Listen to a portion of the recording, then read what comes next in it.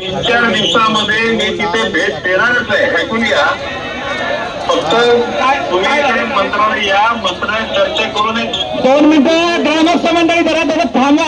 2 मिनिटं या ठिकाणी साहेब तुमच्याशी देवदत्त निकम साहेब बोलत आहेत. जरा 2 मिनिटं त्यांचं म्हणणं देखील काय ते ऐका. द्या. हॅलो देवदत्तजी साहेब नमस्ते.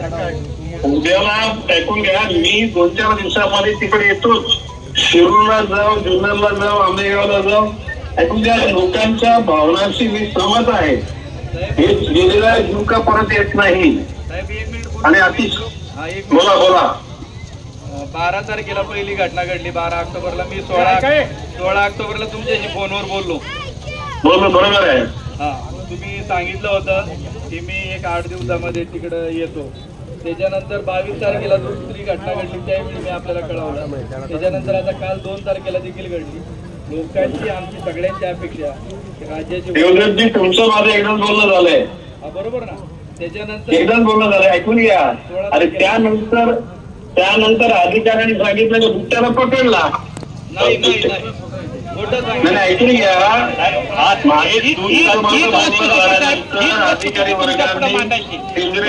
येण्याची आवश्यकता ती आहे. तुम्हाला फीडबॅक जे दिलं जात आहे ते चुकीच्या पद्धतीने दिले जात आहेत.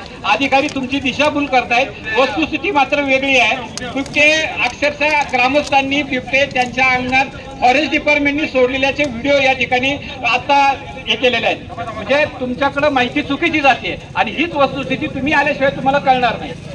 तुमच्या शब्दावर ते करू, परंतु तुम्ही येत असाल तर उद्याची भीती करू, नाही तर ते आता प्रश्न असा आहे की त्या मुलाचा जो विधी आहे, ग्रामस्थ आणि त्याचे कुटुंबीय तो विधी करण्यास आता नकार देत आहेत की कारण आम्हाला न्याय पाहिजे.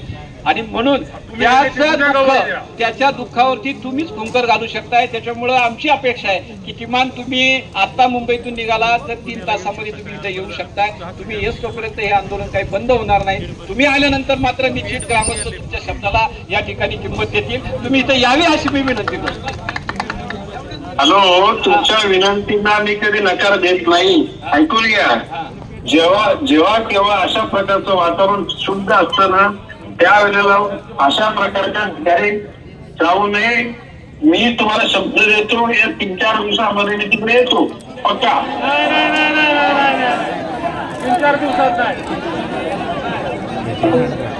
फोनच कट केला आता उद्या येतो म्हणले. त्याने फोनच कट केला.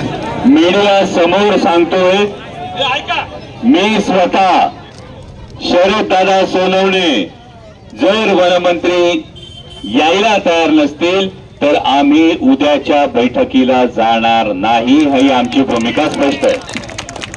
या ठिकाणी सगळ्यांना विनंती आहे, आपण जागेवर बसून घ्यायचे. आपण अजूनही सगळ्या गोष्टींशी संपर्क साधण्याचा निश्चितपणे प्रयत्न करू. प्रत्यक्ष आपण कोणतेही गालबोट न लावता हे आंदोलन चालू ठेवावं. कृपया सगळ्यांना विनंती आहे, आपण जागेवरती बसून घ्या. नाही